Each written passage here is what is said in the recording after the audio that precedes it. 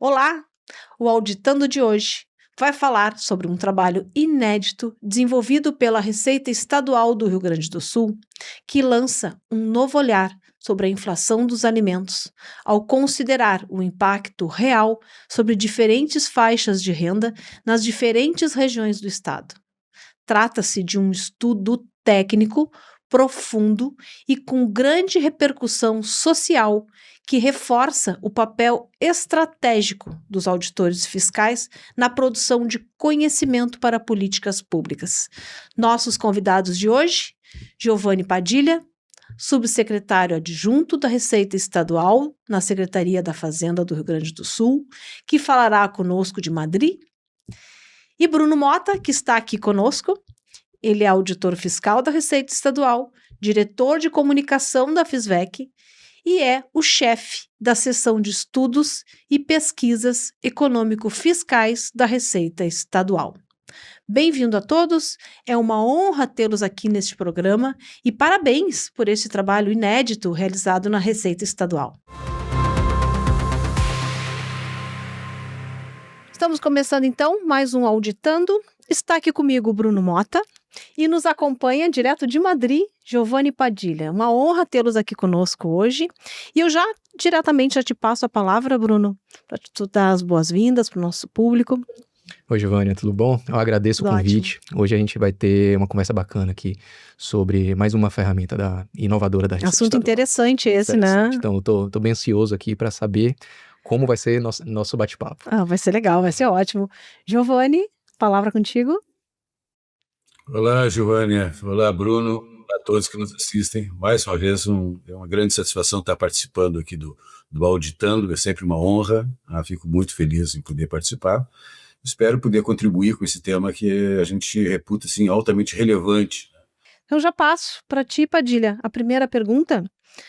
A Receita Estadual está produzindo ultimamente diversos conteúdos de grande interesse econômico e social. Mas isso não ocorria anteriormente, né? Por que isso está acontecendo agora? Olha, Giovanni, essa é uma pergunta extremamente oportuna. De fato, é algo relativamente novo. Se nós considerarmos do ponto de vista assim, histórico, as administrações tributárias como um todo sempre agregaram assim, algum conhecimento relevante em relação às atividades econômicas das áreas onde atuam, né? Seja dos estados, dos municípios, dos países, etc.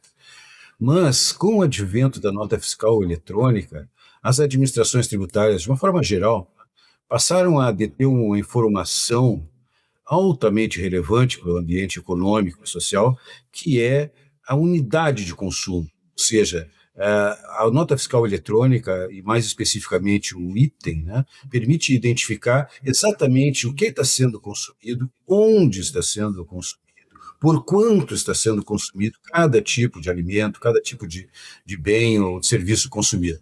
Ora, veja que isso é a unidade de análise de qualquer ambiente econômico, porque a partir disso nós podemos fazer todas as agregações reconhecidas ou importantes para as avaliações econômicas. Por exemplo, a partir do consumo unitário do arroz, eu posso ter uma ideia depois, agregando isso, de informação das vendas do setor de arroz. Juntando o setor de arroz com trigo e com todos os outros da área de produção primária, eu posso ter uma visão clara da dinâmica do setor primário, por exemplo. Depois, isso me permite, agregando com outros setores de produção industrial, ter uma visão da indústria, e assim do varejo. Então, veja que a partir da unidade, que é a nota fiscal eletrônica, nós conseguimos enxergar toda a economia, algo que não acontecia antes, porque nós não tínhamos essa visão unitária. Então, isso nos trouxe, mais do que um valor, também eu diria assim, uma obrigação, um compromisso com a sociedade, que é disseminar, que é distribuir, que é fazer com que retorne essa informação para a sociedade na forma de informação, né, relevante. Até porque, e isso é importante sublinhar, nós temos esses dados, essas informações que eu comentei, que constam dos documentos fiscais eletrônicos, os itens que constam ali, eles são protegidos por sigilo fiscal. Então, mesmo que nós compartilhássemos a base, tivéssemos essa índole de compartilhar a base com a iniciativa privada ou com outras instituições, para que elas viessem a trabalhar ou explorar essas informações, né, nós teríamos muitas limitações para fazer isso. Então, nós é que conseguimos transformar esses dados sem nenhuma limitação, conseguimos transformar esses dados em informações.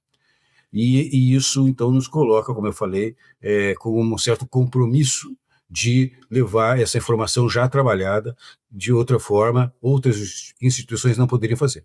Então, nós estamos já há algum tempo, e eu gostaria aqui de fazer uma menção, né, um elogio ao nosso subsecretário Ricardo Neves, que sempre apoiou essa iniciativa e foi um grande... nos apoiou em todos os sentidos, né?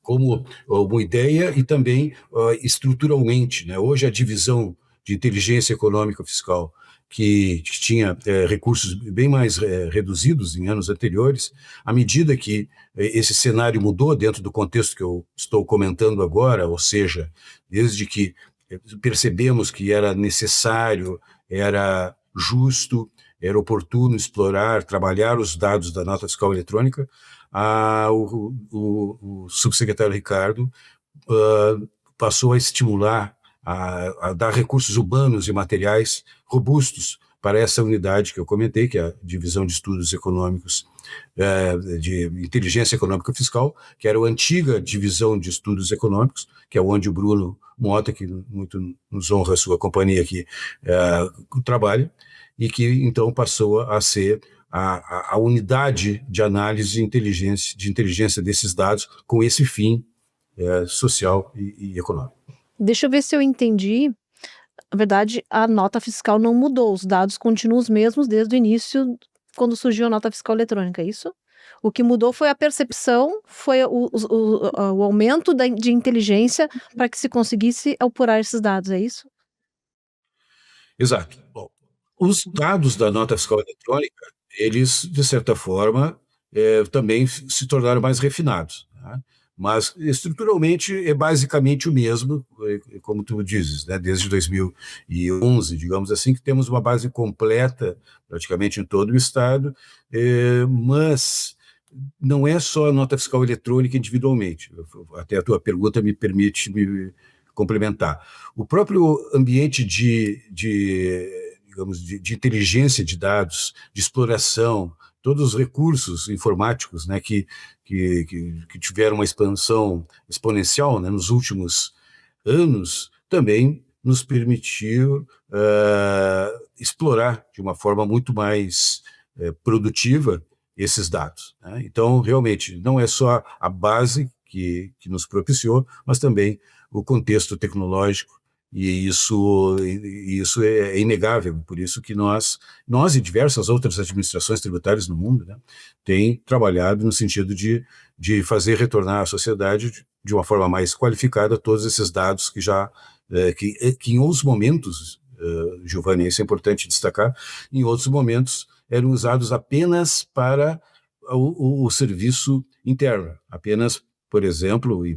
preponderantemente para análises econômicas de uso interno ou para as atividades de auditoria, né, mas agora nós estamos explorando esse outro viés, né, que é de dar um retorno qualificado para a iniciativa privada, para os setores, outras áreas públicas, né, porque as informações constantes desses documentos são altamente relevantes, como eu comentei. Eu acho que para complementar essa questão, Bruno, tu podia nos explicar, então, o que é o índice de inflação da cesta de alimentos por faixa de renda, é isso, né? Isso. E por que ele representa um avanço em relação aos índices tradicionais de inflação, os índices normais que a gente está acostumado, né? Bom, o nome ele é um pouco extenso, né, Gil? O índice de inflação da cesta de alimentos por faixa de renda. Uhum. E agora a gente está com esse lançamento novo da especificação da faixa de renda. A gente já tem um índice em geral, já foi divulgado, né, meses anteriores, junto com o trabalho do Padilha, e agora a gente divulga ele de uma forma mensal, através da Receita Estadual, que mede a variação de 80 alimentos e como essa variação 80, né? 80 alimentos agora. A gente começou ali com um pouco menos de 40, né, na primeira versão, e agora a gente já está com uma abordagem muito mais heterogênea de consumo. E como essas variações desses 80 alimentos impactam as diferentes famílias com estratos Isso é basicamente de renda itens da cesta básica? É um pouco mais além. A estrutura de consumo completa do gaúcho. Está personalizada pro que o gaúcho que se consome aqui. Exato, para o que vem sendo consumido no Rio Grande do Sul. A gente dá um passo além no que se refere aos indicadores, na verdade 2 passos, né, que eu gostaria de destacar aqui. Por favor. Primeiro que a gente está saindo da média, então esses impactos normalmente são analisados por médias. Aqui a gente vê estratificado, a gente consegue ver cada impacto de produto de uma forma distinta, tá? E o outro passo que eu comentei, e esse aqui é também balizado na inovação que tem a Receita Estadual com esses produtos, é que a gente consegue ver através das regiões do estado, né? Os índices tradicionais, normalmente, eles são focalizados nas capitais, nas regiões metropolitanas. Sim. Nas regiões metropolitanas. Como a gente está vendo aqui esse dado granular, que o Giovanni acabou de comentar, a gente tem quase uma pesquisa através de censo, né? E esse censo, ele está em todo o estado. Nossas leituras hoje são, apesar da gente estar divulgando esse índice, né, um agregado mensal, a gente já tem a leitura em tempo real. Parte desse indicador que a gente tem nos painéis específicos, ele é atualizado de forma diária, tá? Começou o expediente e já está ali o que aconteceu no dia anterior. É uma ferramenta bastante potente e bastante inovadora. Padilha, esse índice que está sendo divulgado então agora pela Receita, em que momento surgiu essa percepção de que era necessário, né? Como é que foi esse momento que vocês...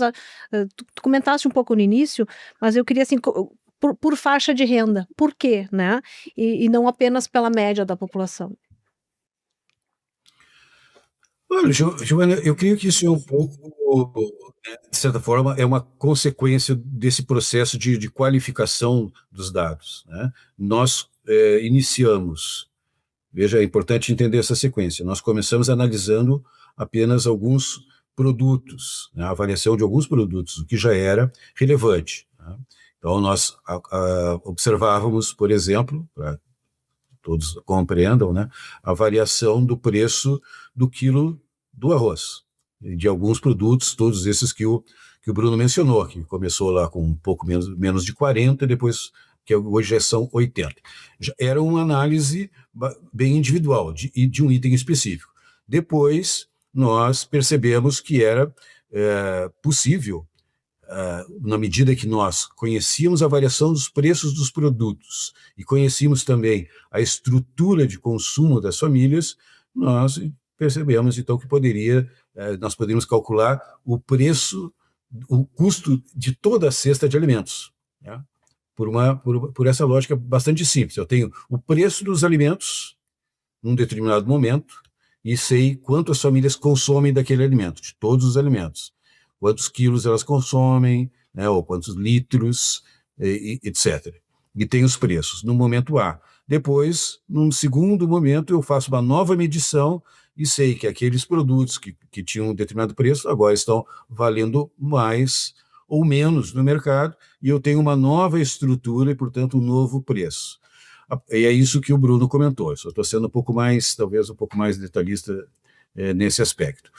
Quando nós conseguimos identificar o preço pela estrutura do gaúcho médio, né, e nos demos conta de que existem informações que nos permitiriam que nos permitem identificar a estrutura não apenas do gaúcho na sua média, mas também por faixa de renda, ou seja, eu também sei das famílias gaúchas como consomem as famílias mais pobres, as de renda média, até as famílias de renda mais alta. A estrutura é completamente diferente, ou substancialmente diferente, entre as famílias, dependendo da faixa de renda, por razões óbvias, né? Tanto na estrutura, na composição, quanto no valor que elas gastam com cada tipo de produto. Por isso que obrigatoriamente nós teremos, então, estruturas de consumo diferentes para cada faixa de renda, e o que nos leva obrigatoriamente à seguinte conclusão: se as famílias têm estrutura de consumo diferente, obrigatoriamente a inflação, ou seja, a variação do custo para cada família será diferente, porque alguns produtos que tiverem um peso maior na sua estrutura vão ser mais influentes na inflação ou no custo de vida do que outros menos relevantes, mas que podem ser mais relevantes para famílias de outra faixa de renda. Interessante isso. E Bruno, do ponto de vista técnico, né, nós estamos falando de um indicador que cruza dados de consumo, renda e preços. Sim. Quais bases de dados que sustentam esse trabalho? Bom, nosso trabalho ele cruza diversas bases e vou elencar aqui elas conforme a gente for conversando. Os preços observados, eles vêm da movimentação do varejo. Então, é que nem o Giovanni estava explicando, a obrigação dos varejistas informar através dos documentos fiscais, através das notas fiscais eletrônicas, a saída desses produtos.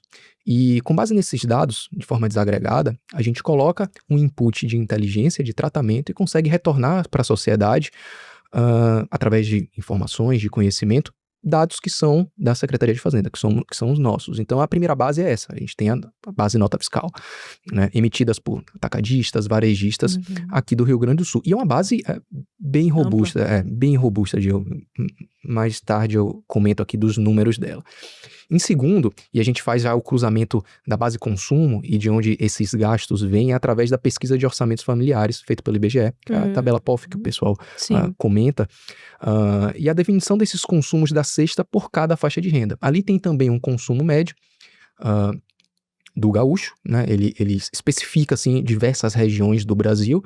Nesse caso específico, como estamos aqui no Rio Grande do Sul, né, o foco é atender a população gaúcha que subsidia as notas fiscais com todas essas informações. E além disso, a gente faz também os nossos cruzamentos internos, que aí tem base de cadastro das empresas através do CNPJ, tem também filtros específicos internos que são conhecidos como NCM para identificação de produtos, e ainda a gente tem um passo a mais, né, que foi a parte assim, mais difícil de fazer esse tratamento, que é a limpeza dos dados, né? Normalmente o dado vem sujo, então tem uma análise robusta aqui de machine learning por trás para identificar padrões de escrita e fazer a leitura de cada produto específico. O algoritmo ele precisa identificar o que é maçã, o que é banana, o que é laranja, o que é a carne de primeira, o que é a carne de segunda, e o dado não vem elaborado da forma que a gente gostaria. Mas aí tem todo esse investimento em inteligência analítica que está por trás do projeto. E aqui falando da atualização do banco de dados, que é robusto, né, essa base ela é atualizada diariamente em torno de 30 milhões de registros. Tá? Eu falo registros que é um pouco diferente do que está na nota. A gente tem ali diariamente em torno de 7 milhões de notas do varejo. Mas por que tem essa diferença, né? Um 30, outro 7, né? Cada nota ela tem vários registros. Então, a pessoa que compra cerveja, ela pode comprar outros componentes também. E tem todas essas leituras associadas. Então, a partir daí, a gente faz o filtro desses 80 alimentos, que aí já cai para uns 13 milhões. Eu falo uns, que parecendo que é pouco, mas não é não, né? E depois vindo de todas essas notas fiscais aqui do varejo gaúcho, tá? Padilha, nós estamos falando, né, de 80 produtos, certo? Como é que se chegou a essa seleção e como o peso desses alimentos varia conforme a faixa de rendas e famílias? Pegando um pouco o gancho do que o Bruno já esclareceu, né, a fonte dessa informação da estrutura de gasto das famílias é a pesquisa de orçamentos familiares do IBGE. Tá? Então, ali, para que todos que nos assistem compreendam, né, bem, os alimentos eles estão distribuídos segundo diversos grupos, né? Por exemplo, amidos, lácteos, etc. Né? Por ali vai. Bom, esses grupos, evidentemente, que têm produtos que são muito mais ou mais representativos que outros. Por exemplo, se nós pegarmos o grupo das farinhas, estou aqui colocando um exemplo apenas para facilitar o raciocínio, né? Nós teremos lá farinha de trigo como um elemento mais relevante, talvez representando 80% desse grupo de alimentos que eu chamo de farinhas. Então, na primeira abordagem, e o Bruno pode me complementar aqui, até me corrigir, porque trabalhou diretamente nessa definição, na primeira abordagem, se utilizou apenas aqueles produtos mais relevantes de cada subgrupo, de cada grupo de alimentos, como eu comentei. Por exemplo, no exemplo que eu estou usando, seria apenas o preço da farinha. E ele estaria da farinha de trigo, que estaria representando o grupo farinhas. Perfeito? E é estatisticamente robusto, né? É tecnicamente bastante defensável. Mas, como o nosso grupo de auditores, aí, de colegas, né, não acha suficiente, né, ser apenas robusto, foi além. Foi buscar também a informação daquele segundo item ou terceiro item de cada grupo. Por exemplo, neste item de grupo de farinhas que eu mencionei, foi buscar a informação também do preço da farinha de trigo, que ela não é a mais relevante, é a segunda mais relevante. Então, veja, conforme nós vamos alargando o espectro, aumentando o número de itens, né, vai refinando, vai qualificando a informação. Antes, eu partia da seguinte premissa: o grupo farinhas tem uma alteração ou uma variação de comportamento igual à farinha de trigo, porque eu admitia que ele era a farinha de trigo representava todas as farinhas. Agora, nós já não satisfeitos com essa informação, vamos até o preço da farinha de trigo e as variações da farinha de milho, perdão. Ou seja, eu passo a ter uma visão de grupo mais completa. E, estendendo esse raciocínio para todos os itens, para todos os grupos, eu passo de 40 para 80 itens analisados. Ou seja, é um processo de qualificação da informação, cada vez sendo mais refinada, realmente, e tanto mais próxima da realidade. Tu me deste um gancho quando tu falaste na equipe aqui da Receita Estadual, e eu passo a pergunta e vocês dois podem me ajudar, podem ajudar nessa resposta. Esse é um tipo de estudo que exige muito conhecimento estatístico, conhecimento técnico, né? Domínio econômico, né? Qual é o perfil dessa equipe, Bruno? E o que está por trás desse trabalho? Como é que vocês conseguiram chegar a isso? Conta para nós como é que quem são essas pessoas que estão por trás desse trabalho? Bom, aqui é um trabalho feito por auditores fiscais, e as capacidades que estão por trás dessa entrega é principalmente vinculado a conceitos de inteligência fiscal, análises econômicas profundas. A gente tem produção de dados estatísticos que antes vinham com interesse meramente fiscalizatórios, e agora a gente consegue fazer leituras profundas de toda a cadeia econômica dentro do Estado, né? E principalmente esse tipo de entrega ela é sempre combinada com uma visão robusta de interesse público por trás. Então essas leituras não são somente da Receita Estadual. A gente devolve para a sociedade em forma de informação em tempo real, que a gente está falando, informação e conhecimento, né? Então faz parte também da nossa missão como instituição devolver para a sociedade o que está nas nossas bases de documentação. Quantas pessoas atuaram nesse trabalho? A gente tem em torno de 5 auditores ali, teve uma equipe também de dois estatísticos, tá? Também um pessoal de engenharia de dados, até porque, como eu comentei, o banco ele é massivo, então para rodar é muito difícil, tá? Por exemplo, na minha máquina pessoal não roda, tá? Eu deixava o dia e não rodava. Nossa. Então, foram equipes específicas para ter um processamento dedicado, para os primeiros resultados serem auditáveis, no sentido da gente saber que a informação que estava voltando era a informação de mercado fidedigna, tá? E existem distorções também, como saber tratar essas distorções. Hoje, o projeto está sólido, tudo que a gente publica de fato é o que ocorreu no mercado, né? Então, tem todo esse viés por trás, né? E é um conceito que internacionalmente se chama de Data Agency. Então agora é a figura do auditor na gestão de um Data Agency, que pode ser enxergado agora nossos dados fiscais, né? É como a gente trata esses dados e consegue inteligência através dele, retornando, e sempre pelo viés de interesse público, retornando para a sociedade o que ela entrega para a gente com os dados fiscais. Queres comentar, Padilha, sobre a equipe? Eu acho que, só para complementar, né, essa, digamos, equipe multidisciplinar, né, é reflexo justamente desses novos desafios, né, que se colocam para a administração tributária na medida que ela se propõe a produzir valores novos, né, nesse novo contexto, como o Bruno comentou. Então, antes, talvez fosse menos importante ter pessoas especializadas na área de estatística ou de outros, ou de inteligência de dados, mas agora são indispensáveis, né? Nós, digamos, os auditores fiscais, temos a obrigação de capitanear o processo, porque conhecemos as regras de negócio, né?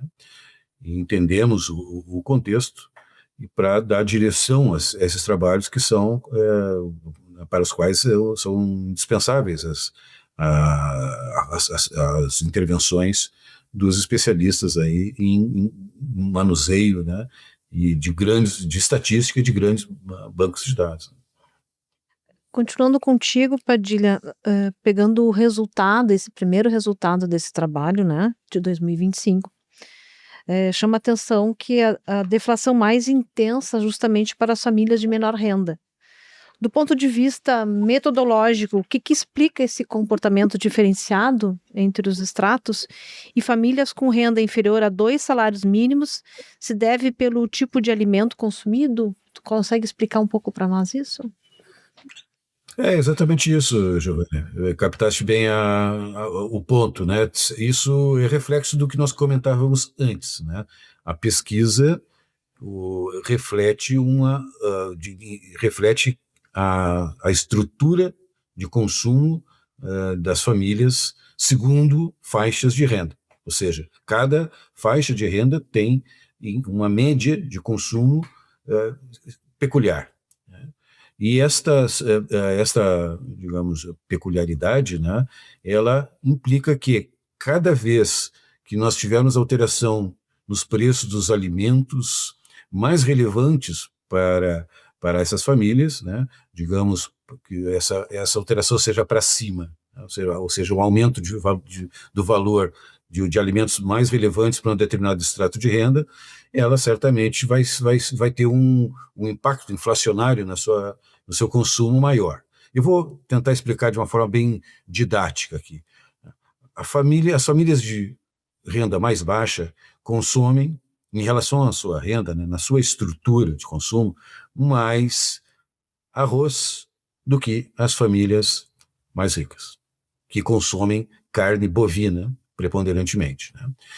Então vejam, se nós tivermos uma variação no preço do arroz para baixo, que é o que ocorreu em 2025, todos nós sabemos que o arroz é um elemento que vem perdendo valor no mercado de forma acelerada, né, nos últimos meses, preponderante, muito, né, significativamente no ano de 2025, né, e ainda continua.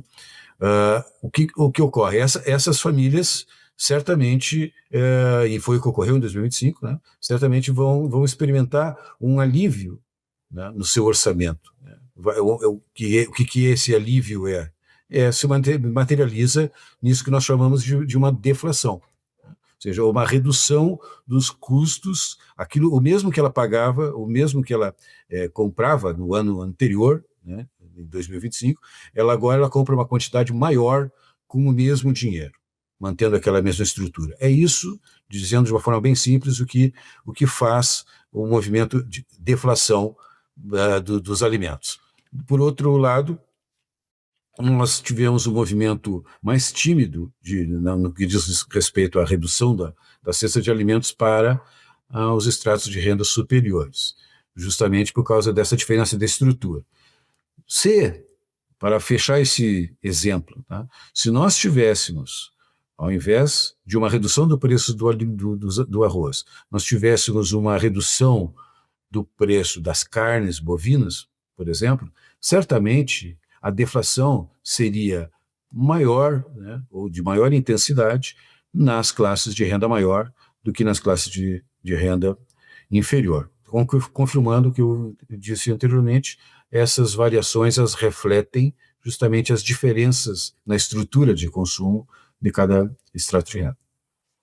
No resultado também, Bruno, mostrou, né, que os produtos que pesaram no índice, o café como foi um dos vilões, né, e em todas as faixas, e ao mesmo tempo alimentos básicos, como o próprio Giovanni falou, o arroz, né, puxando a deflação, né. Como é que vocês avaliam, né, a importância disso para o debate público e qual é a ideia de vocês, né, com essas análises? E assim, pensando em impactos políticos e de políticas sociais também, né, como é que vocês avaliam isso? Não, isso é uma pergunta bem pertinente, né? E é até uma tecnia, o Giovanni vai concordar comigo, mas é uma tecnia a gente falar de alimentos básicos ou essenciais, né? Que tem um ramo subjetivo ali por essa análise. E só complementando também a fala, por exemplo, a estrutura, né, de famílias com menores ingressos, ela tem um consumo relativo maior desses alimentos essenciais. Pães, arroz, feijão.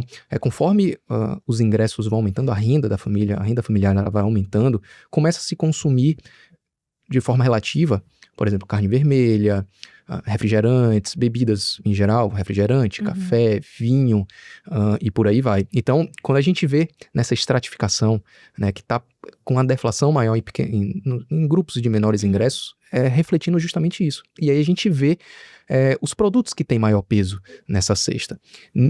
Eu vou chegar no café, mas antes de chegar nele, é interessante comentar do arroz e do feijão, que é o que que tem um peso muito grande na estrutura, tanto do gaúcho, né, quanto da estrutura de alimentação brasileira.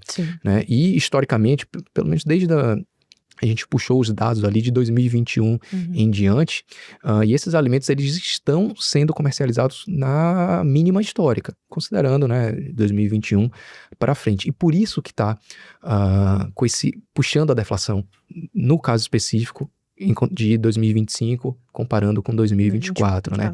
Só que também tem outros períodos, ou a inflação ou a deflação, ela não é uniforme, né? Ela depende de alimento para alimento. Eu comentei aqui tanto do arroz e do feijão, que estão puxando o indicador para baixo, né? E agora comento também do café. Que está puxando o indicador para cima, né? E no caso da estrutura do café, ela é quase constante nos extratos. Claro que as famílias de maior ingresso consomem mais, sim, mas o café pesa também muito nessa estrutura das famílias de menor ingresso. Nesse caso, ele colocou o indicador para cima, mas não com potência suficiente para dizer que houve uma inflação. Não, foi o contrário. Continua deflacionando, tá? Mas ele tem uma estrutura de consumo bem relevante e ele continua aumentando, continua com um peso maior de aumento de preço, tá? E qual é a nossa ideia aqui de formulação, de dar insumos para a política pública, né? É revelar esses preços, dizer como eles estão ocorrendo, em que momento, e aqui eu digo, em qual região também eles estão ocorrendo, porque como se comporta na estrutura gaúcha, na estrutura tanto produtiva gaúcha, quanto na estrutura de varejo gaúcha, né? E a gente percebe que a região metropolitana tem um tipo de variação, né? Agora, por exemplo, como estava agora no verão, né, que ocorreu um aumento também na região litorânea, né, que é específico aqui do Rio Grande do Sul, e não foi acompanhado pelas regiões de fronteira. Então a gente traz dados e informações para dar subsídio aos gestores públicos, para dar subsídio para a sociedade, até porque a gente está falando também para os próprios varejistas, né? Então, o interesse público por trás é atender a sociedade como um todo, não somente governos, a gente está falando de dados públicos, né? Estamos retornando para a sociedade dados públicos.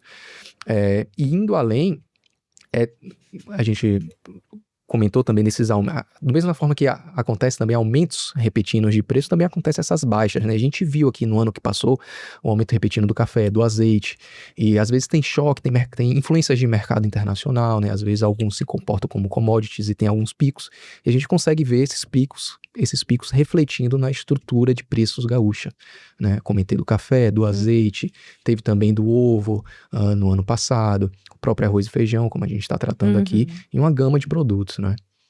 É muito interessante. E esse estudo também, Padilha, ele também permite análise por Coredes, né? Pelas regionais. Sim, Giovanni, isso aí é extremamente relevante, tá? Eu diria que é um dos aspectos mais importantes dessa abordagem, é permitir que se identifique as variações por Coredes. Por quê? complementando um pouco o que o Bruno já abordou, que é extremamente relevante, o que ocorre? Né? Quando nós analisamos as variações por faixa de renda em nível estadual, nós já estamos obtendo uma informação importante, como nós estamos comentando aqui, mas continua sendo uma média do Estado. Quando nós vamos analisar esse comportamento nos Coredes, as coisas mudam radicalmente. E é de uma forma que nos impressionou. É incrível a variação que tem de um Cored para outro, quando inicialmente se poderia imaginar que a variação não é tão grande, afinal as distâncias nem são tão amplas assim. Mas são muito diferentes e essa informação é muito relevante pelo seguinte aspecto. O que impacta, né, nos preços dentro de um mesmo estado, onde aparentemente a tendência seria de algo mais homogêneo? É a estrutura, são dois aspectos, na verdade. Um é a estrutura logística e a outra é a renda das famílias. A estrutura logística significa o seguinte, que se nós não tivermos pontos atacadistas distribuídos pelo Estado, ou indústrias distribuídas pelo Estado, ou facilidade de acesso ao porto, etc., né? E isso, do ponto de vista de cada região especificamente, significa que os preços vão aumentar. Ou seja, dificuldades na estrutura de distribuição, produção e distribuição, vão aumentar os preços. Por outro lado, né, a renda mais baixa de uma determinada região pode reduzir os preços. Então veja que algumas regiões elas podem estar vivenciando os dois problemas ao mesmo tempo, um choque nesse sentido, né? Por um lado uma pressão de baixa, por outro lado uma pressão de alta, e isso acaba gerando até eventual desabastecimento em algum lugar. Então, quando um gestor de uma região específica observar que, por exemplo, olha, por que a cebola aqui, né, ela chega num preço bom lá naquela outra região, que em termos de quilômetros é a mesma distância da minha, mas para mim está chegando tão caro. Aí eles vão perceber o seguinte, não, é que lá existe uma estrutura de atacadistas ou centros de distribuição que estão reduzindo os custos logísticos e, portanto, estão fazendo com que chegue o produto mais barato para aquela região.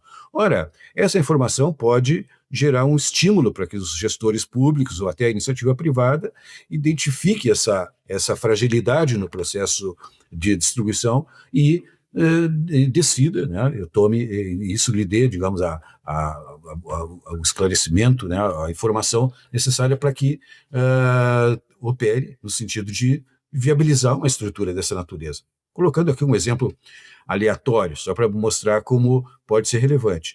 Por outro lado, o aspecto da renda, que também impacta os preços, né, porque reduz a demanda, esse é mais difícil de contornar, porque é um aspecto estrutural, que envolve elementos normalmente mais difíceis de serem removidos. Tá? Mas os aspectos de logística muitas vezes dependem apenas de conhecimento, né? De entender como estão se comportando os preços, identificar ali oportunidades para investir em aspectos que podem melhorar essa capacidade logística, essa estrutura logística e, portanto, melhorar o bem-estar para as famílias que passarão a consumir por produtos a preços inferiores.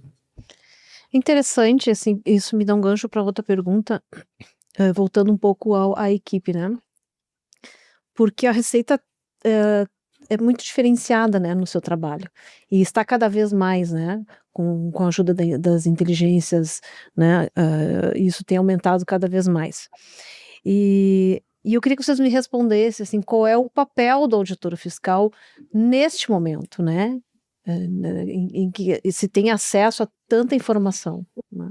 Qual é o papel do auditor fiscal hoje, com essa gama de trabalho, assim, essas fontes, né, que se pode utilizar. Esse é um trabalho diferenciado, né, e que é inédito, né, Padilha?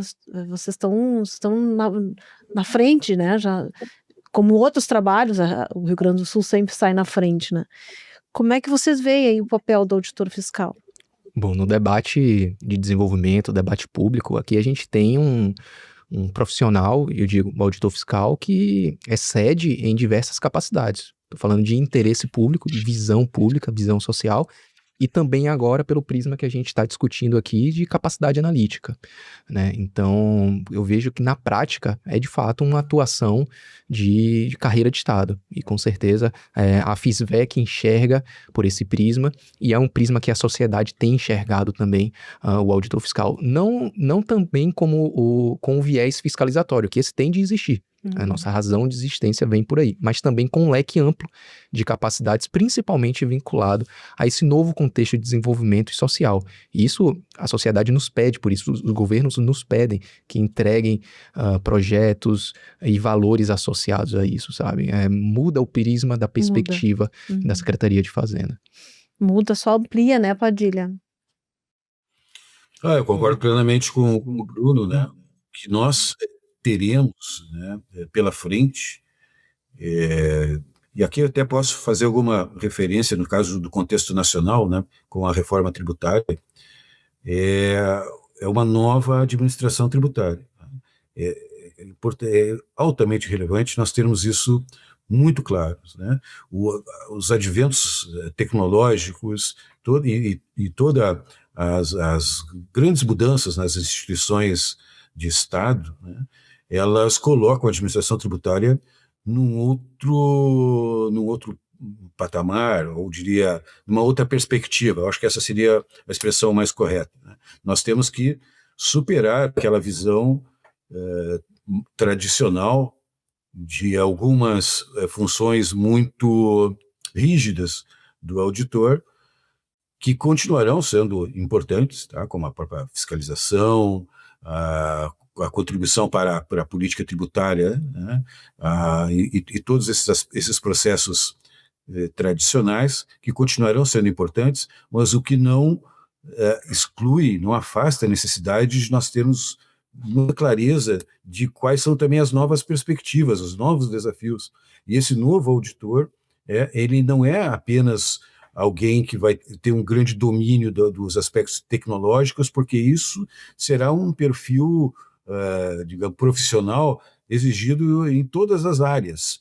Mais que isso, né, o auditor, ele, na medida que estiver operando numa nova administração tributária, porque se confunde a administração tributária e o auditor, no que diz respeito às suas atividades, ele tem que estar percebendo claramente que existem grandes valores para serem entregues à sociedade, além dos tradicionais, que já são reconhecidamente valores fundamentais, né, digamos, basilares para a estrutura do Estado. E entre esses valores está isso que nós, eu diria que de maneira pioneira, é um caminho que nós estamos trilhando, que é o de trabalhar os dados que antes eram utilizados de forma exclusiva no âmbito interno, trabalhar e oferecer isso para a sociedade para que ela se melhore. O objetivo é fazer com que a sociedade fique melhor.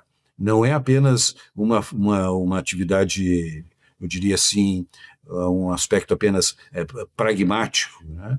Mas também um aspecto de qualificação da sociedade como um todo, todas as diversas instituições, diversas universidades, diversas empresas podem e vão certamente fazer uso dessas informações para melhorar o seu dia a dia e com isso melhorar o futuro da sociedade. É isso que nós devemos perceber, esse novo auditor num contexto de uma nova administração tributária que extrapola os seus objetivos tradicionais, que já são grandiosos por si, mas que certamente deverão ser superados nesse novo contexto.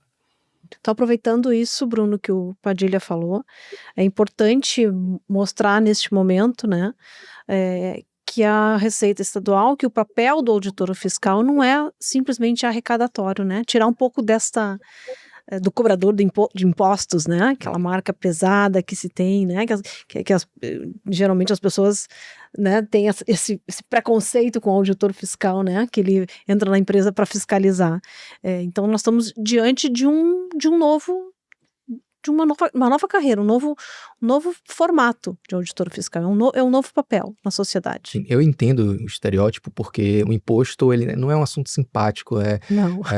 perante, né? Mas é uma atuação altamente relevante perante a sociedade. A gente combate a evasão fiscal, concorrência desleal. Então é um assunto muito profundo que caberia muito fácil Muito aqui técnico. em vários outros podcasts. Uhum. Né, a todas as novas especificidades e os novos desafios que o fisco vai enfrentar nessa nova realidade que o Giovanni comentou, pelo viés fiscalizatório. Mas aqui a gente está ampliando o leque, né? E como a FISVEC, como um papel de comunicador, um dos objetivos que estamos aqui no canal é trazer a visão humana do auditor fiscal, né? E como valorizá-lo, qual é a ideia estratégica por trás desse novo conceito, né? Que tem uma fiscalização presente também, mas tem todo um aparato de desenvolvimento, um aparato social por trás, que é altamente relevante, né? Então dar a humanização a uma figura que às vezes vem estereotipada, né? E eu tenho certeza que um desses canais, esse canal aqui da FISVEC,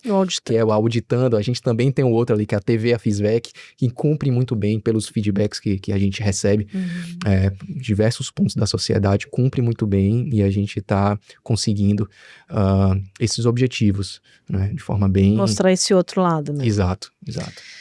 Para isso serve a comunicação, né? Exato. Então chegamos ao final do nosso programa. Eu queria que vocês fizessem as suas considerações finais. Posso deixar contigo ainda para... Pode ser, eu agradeço o convite. Foi um bate-papo bem interessante. A gente conseguiu abordar aqui algumas capacidades técnicas mais profundas, falar da elasticidade dos preços, dos impactos na cadeia logística e também trazer contribuições reais do auditor fiscal, né? Falar da importância perante o governo, da importância estratégica em carreira de Estado, o leque de oportunidades que a gente tem em diversas atuações e diversas inserções. E agradeço a ti, Gil, o bate-papo bastante interessante, onde a gente conseguiu abordar essas nuances aqui, tirar também um pouco dessa visão caricata, né? Que tem perante o fisco. Sociedade. Padilha, tuas considerações finais? Não, eu agradeço também. É muito oportuno esse tipo de atividade, porque o nosso tema normalmente é muito árduo, né?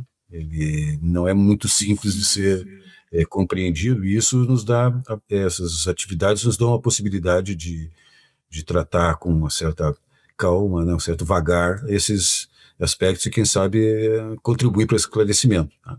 Então, eu valorizo muito essa atividade, fico à disposição sempre que tiver oportunidade e possibilidade, vai ser um prazer participar. Mas antes de encerrar, eu gostaria de destacar o trabalho dos colegas, dos auditores e demais servidores e tal, que estão envolvidos com esse projeto diretamente, capitaneado aí pelo Bruno, o Diego, né, que são lá da Divisão de Estudos, Divisão de Inteligência Econômica e Fiscal, os outros colegas também estatísticos, né, porque eles é que estão fazendo isso ocorrer dentro do espírito esse que nós estamos sempre mencionando desde o início aqui, né, que é o de compartilhar os nossos dados com a sociedade, transformando isso em informação relevante para melhorar a sociedade. Obrigado. Obrigada, eu que agradeço. Foi uma honra para nós poder debater esse assunto. O Auditando de hoje mostrou que por trás dos números existe um trabalho técnico, sério, compromisso com o interesse público e uma receita estadual que pensa no Estado. Nosso reconhecimento como a FISVEC aos auditores envolvidos neste trabalho pela importância de valorizar cada vez mais essa carreira que é tão essencial ao desenvolvimento do Estado. Muito obrigada por hoje. Nos sigam nas nossas redes sociais, @afisvec no Instagram, no Facebook e no nosso YouTube. Muito obrigada.